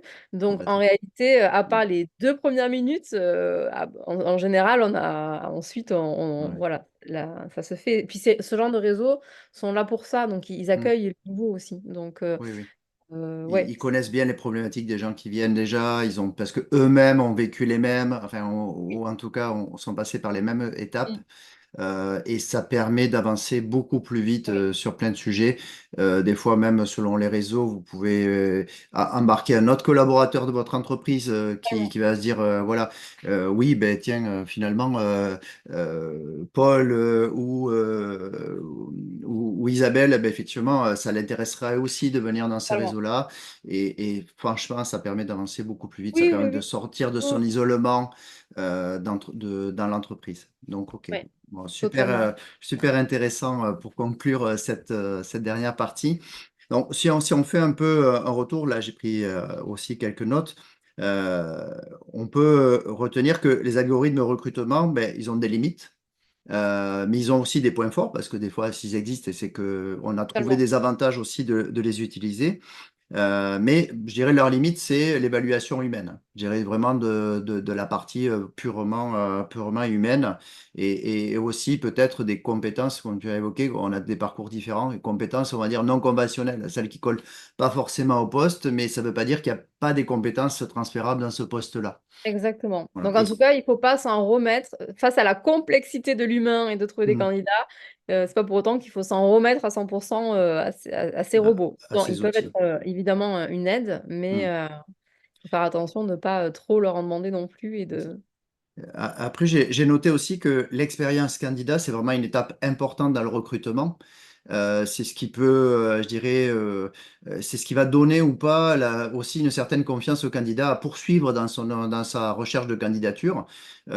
Parce qu'en fait, c'est pas parce qu'on n'est pas pris, mais si en fait on a la perception ou que finalement ben, on a appris des choses dans cette candidature-là, ça va nous encourager à aller à la suivante. Alors que totalement. si effectivement on a eu l'impression d'avoir un mur devant nous, ben, beaucoup de personnes risquent de s'arrêter, de se décourager Oui, de la recherche de candidature et de postuler. Ce qui fait que des fois, ben, je pense que, j'ai pas de statistiques là-dessus, mais on peut avoir beaucoup de personnes qui se retrouvent en échec d'emploi parce que cette situation va durer, durer, durer. Et finalement, on tombe oui, dans ça crée un isolement. un isolement, ouais, c'est ça. Ouais, Mm. totalement, C'est ça. totalement, totalement. Et je dirais dernièrement, alors oui, il y avait quelque chose aussi sur, on a parlé des recruteurs humains et de la partie humaine, mais ce qui peut aussi avoir des biais, hein, comme les robots, l'humain peut avoir des biais, On hein. en aura toujours. On C'est en ça aura. sur la posture. Et donc ça pourrait faire l'objet d'un futur podcast, parce que je pense que là, rien que sur ce sujet-là, des biais humains dans le recrutement, il y a beaucoup de sujets intéressants à dire. Et puis le dernier point, ben, les entreprises doivent régulièrement analyser leur méthodologie de recrutement, éventuellement ben, l'adapter en fonction du poste, essayer de sortir du cadre Totalement. aussi, voilà. Donc on a parlé, c'était pas prévu, mais on a parlé du réseau parce que effectivement c'est quelque chose qui est important parce que ça c'est quelque chose qui justement va ouvrir, euh, j'allais dire les chakras.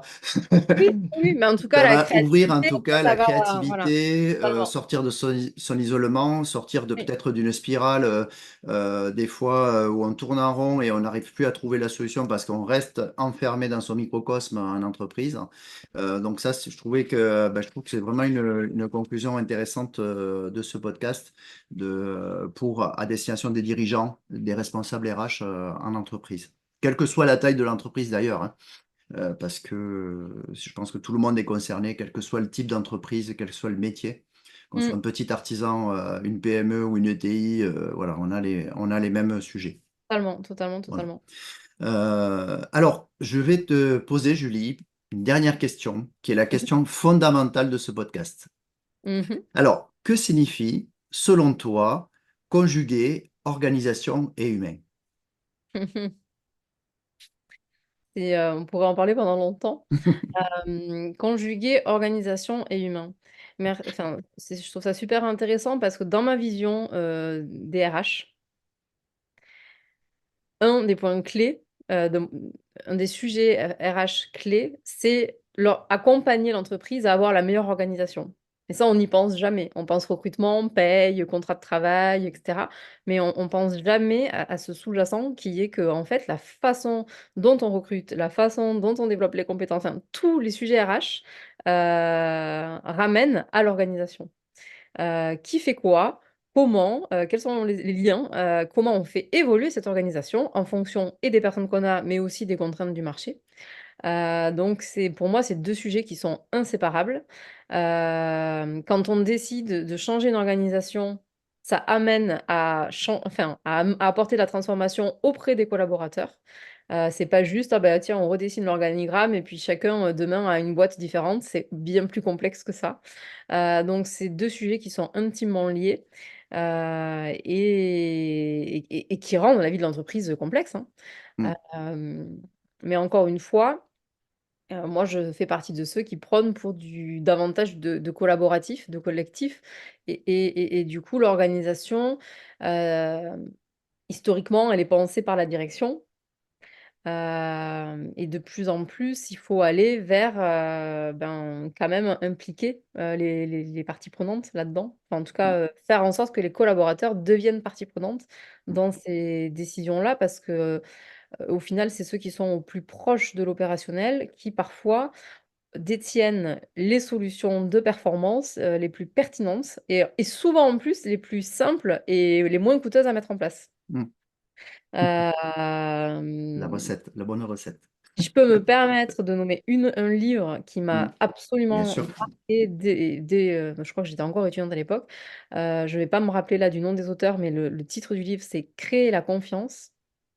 Oser la confiance, oser la confiance et c'est 2 chefs d'entreprise qui ont redressé X entreprises industrielles, au bord de la faillite, en impliquant les opérationnels et c'est assez fou de voir à quel point c'est grâce à l'implication des collaborateurs, et d'ouvriers, pas du tout qualifiés, qui ont sauvé les entreprises, quoi Hmm. et qui sont repartis sur des croissances, des développements à l'international et cetera. Hmm. Donc casser ce voilà, l'organisation, elle doit certainement être pensée à un moment donné d'un point de vue stratégique par la direction, mais elle doit de plus en plus impliquer toutes les strates de l'entreprise, ouais.